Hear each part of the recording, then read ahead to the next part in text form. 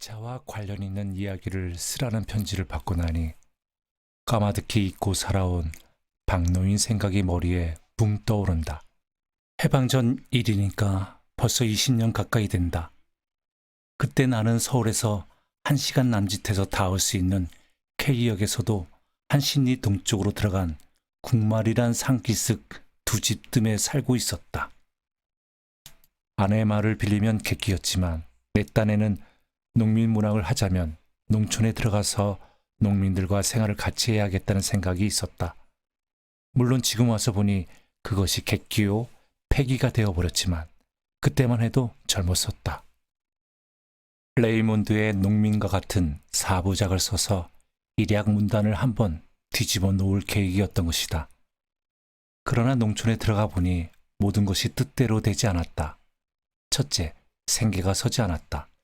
서울이 가까우니 채소를 해보겠다는 것도 꿈이었고 자리 잡고 독서를 해보겠다던 계획도 허사였다. 만 5년간 복로방에서 막걸리 타령을 하다가 해방을 맞은 셈이 되고 말았었다. 그 덕에 몇 푼의 퇴직금은 물론 서울에 있던 7칸 반짜리 집도 날아가 버리고 없어 5년이 되도록 집 한 채 없이 떠돌아다니고 있는 형편이다. 그러나 나는 지금도 국말에서의 5년간을 허송했다고는 생각하고 싶지가 않다. 이 5년간이 내가 가장 선량한 사람들과 생활한 기간이기 때문인 것이다.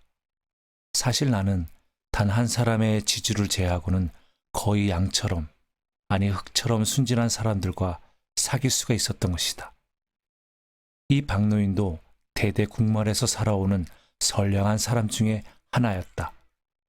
지금도 바다를 모르는 충청도 산골 사람이나 강원도 저 깊숙이 두메로 들어가면 기차를 타보기는커녕 구경도 못한 사람이 많다지만 해방 전만 해도 국말은 안 그랬었다.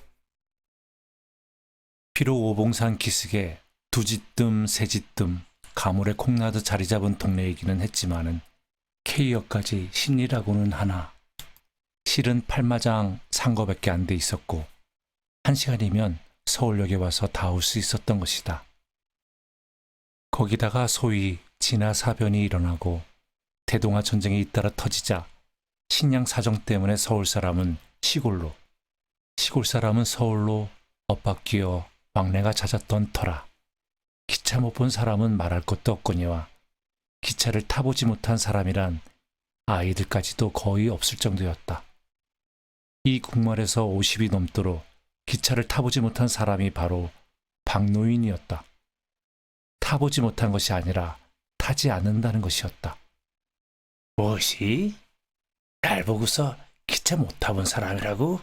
그래, 못 타본 것과 안 타는 것과 같단 말인가? 같아? 기차 이야기가 나오면 이렇게 기승을 부리는 박노인이었다. 그래, 말 좀 해보게나. 안 타는 것과 못 타본 것과가 어떻게 같으냐 말이야. 그야 둘러치나 메어치나 마찬가지지. 안 타서 못 타본 거나 못 타서 못 타본 거나. 일부러 이렇게 세워대면 박노인의 그다지 상스럽지 않은 윗수염이 성난 짐승의 털처럼 곤두서는 것이다. 그래, 그게 같은 말이야? 안 탄 거하고 못 탄 거하고가? 그래 여보게 창선이, 자넨 학교도 다니고 했으니 알겠네. 해명을 좀 해주게나. 저런 무식한 사람들이란 배운 사람의 말이라야 믿는 모양일세. 젊은 사람들이 옆에 있을라 치면 이렇게 편을 들어달란다. 그러나 젊은 패들도 여럿이 그렇게 우기는 본의를 알기 때문에 거 같은 말이지 뭐예요 아저씨 하고 되려 이쪽 편을 들면 에이끼 전치 녀석들 공부 헛했구나. 헛했어. 이 정도면 좋았다. 한 번은 창선이가 우겨대다가 담뱃대로 등줄기를 한 대 얻어맞은 후로는 달아날 구멍부터 보아놓고서야 말대꾸를 하고는 한다. 다른 사람들이야 속들이 있어 하는 소리지만 이런 광경을 처음 보는 나는 그 말에 박노인이 그렇게 노발대발하는 까닭을 알 수가 없었다. 내가 처음 이런 말싸움 장면에 부딪힌 것은 공말로 이사를 한 지 닷새 만이었을 것이다. 남의 동네에 들어왔으니 인사를 차리는 것이 좋다는 구장 말도 일리가 있느니라 싶어 그때만 해도 좀처럼 손쉽지 않은 돼지다리를 한 짝 구해서 외면을 삼고 막걸리 한 턱을 내는 석상에서 덕만이란 젊은 친구가 선생님, 저희 동네에 들어오셨으니까 좋은 일 한번 하세요. 우리 윤순애 아저씨 기차 한번 태워드리세요. 막걸리 김에 이렇게 농담을 시작한 것이 시초였었다.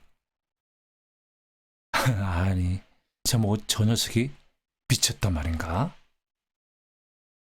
무슨 속인지 몰라서 내가 어리둥절하고 있으려니까 구장이 있다가 저 사람이 나이 50이 넘도록 이때껏 기차 한번 못 타봤답니다. 선생님은 세도도 좋으실 거고 하니까 좋은 일 하느라고 저 사람 한번 끌고 가서 기차 한번 태워주시오. 이 농담이 그대로 말다툼이 되었던 것이다.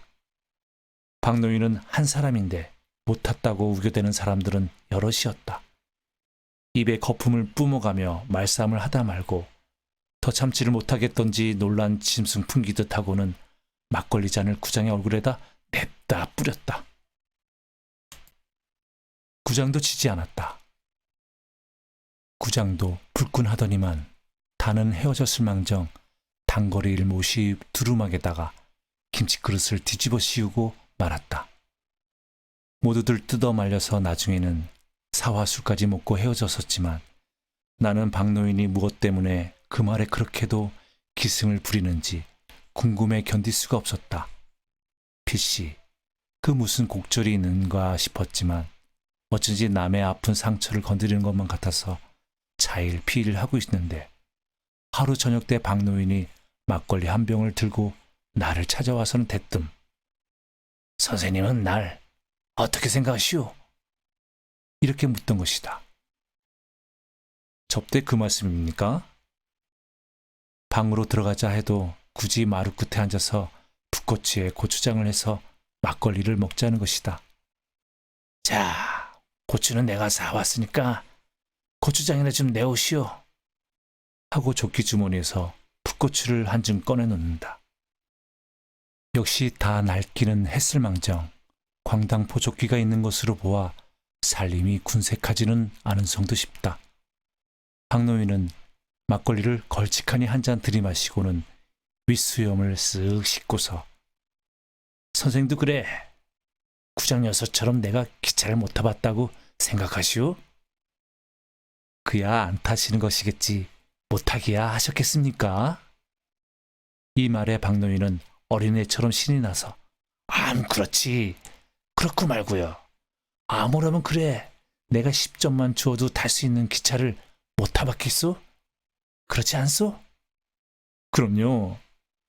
그래. 그래서 배운 사람이 다르다는 거야. 구장 그 자식 면장에 매부가 돼서 구장이 됐지만은 보통 학교도 못 가봤거든. 동문 선습도 못 뺀 친구야.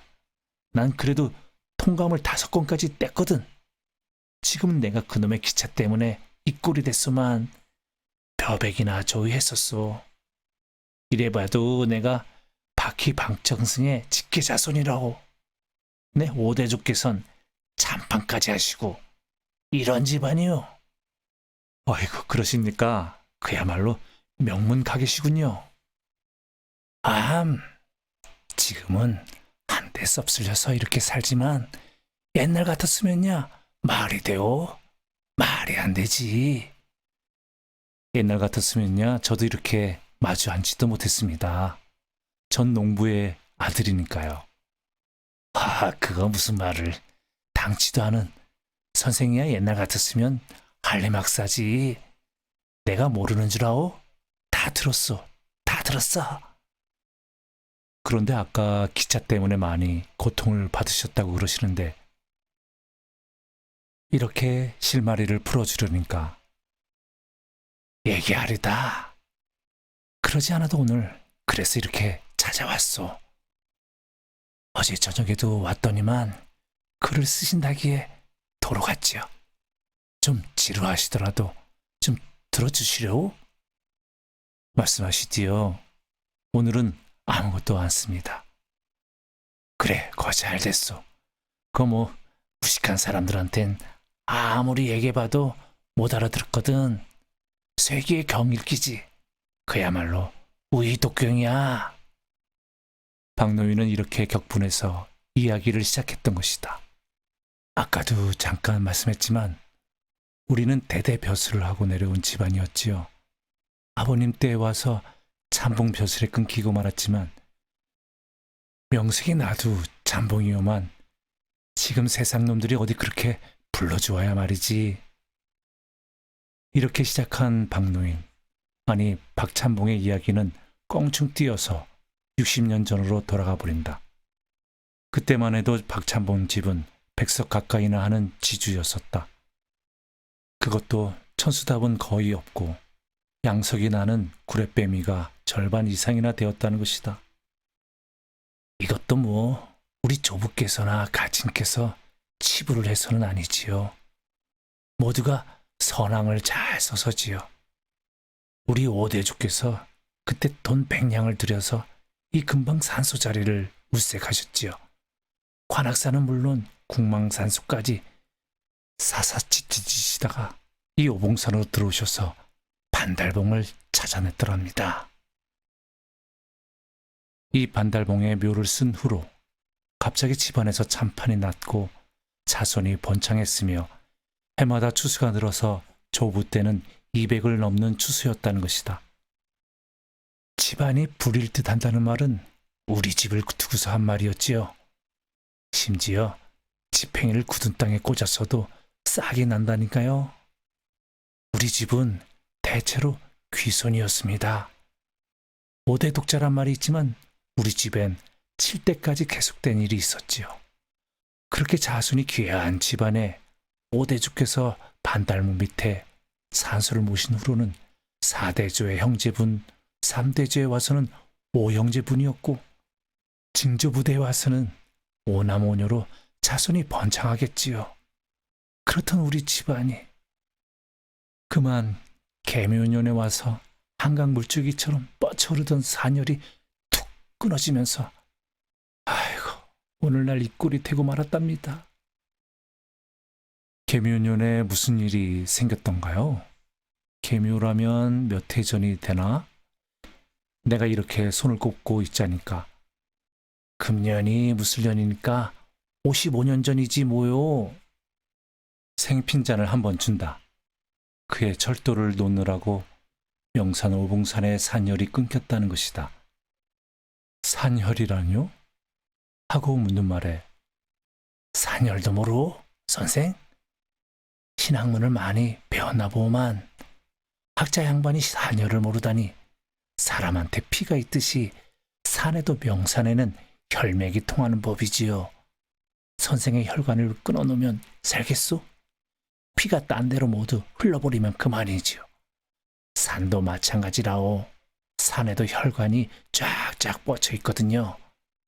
혈관이 끊겼는데 산인들 어떻게 살겠소? 죽은 산이지. 명산일수록에 산열이 선명하지요. 누가 그걸 끊었던가요? 누가? 아이 그래도 못 알아듣소. 화차지 화차. 그놈의 화차. 제 말씀이신가요? 그렇소. 시체말로 기차야 기차. 박노인의 눈에서는 불이 나는 듯 싶었다. 무서운 증오였다. 노인은 눈앞에 적을 그려보듯이 눈을 지그시 감고 한동안 말이 없더니 다시 천천히 말을 잇는다.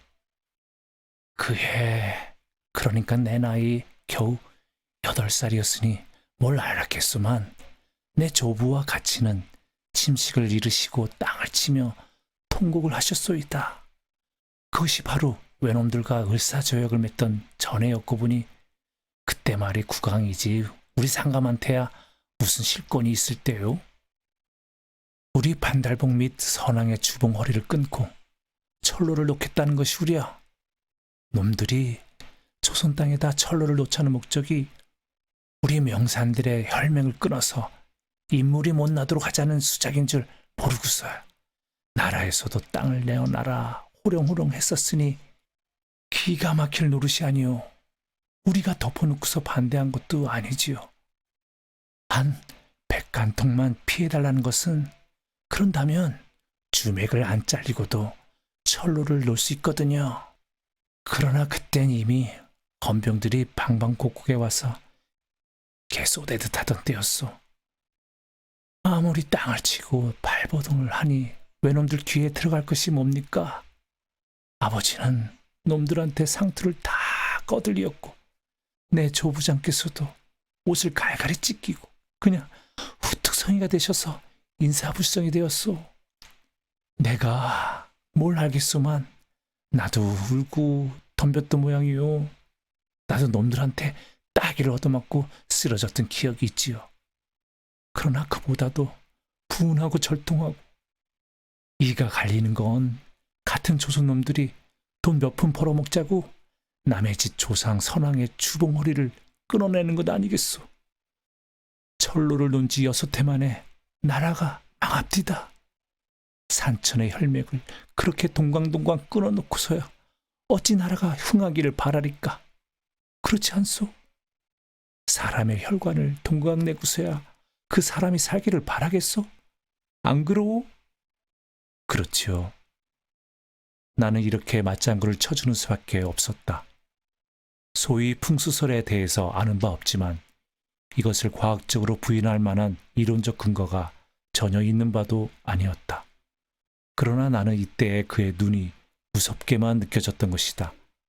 마치 뇌관에 불이 당겨진 폭발물 앞에 앉아있는 느낌이기도 했었다. 그날부터 조부께서 병석에 누우셨습니다. 조상들께서 고온히 주무시는 선왕 주맥을 끊고서야 어찌 잘 손댄 도리로 살아있을 면목이 있느냐 하시는 것이었습니다. 이렇게 시름시름 앓으시기를 이때나 하셨을 겁니다. 백약이 무효였습니다. 온종일 간단 없이 헛소리만 하셨지요. 저놈을 잡아다 목을 잘라라 이런 소리를 하시든가 하면 아버님 이 불호자식을 육시 처참하소서 이런 작고대도 하셨어요. 자식된 자 옆에서 이 피 섞인 말씀을 듣자니 어찌 가슴이 터지지 않았겠습니까?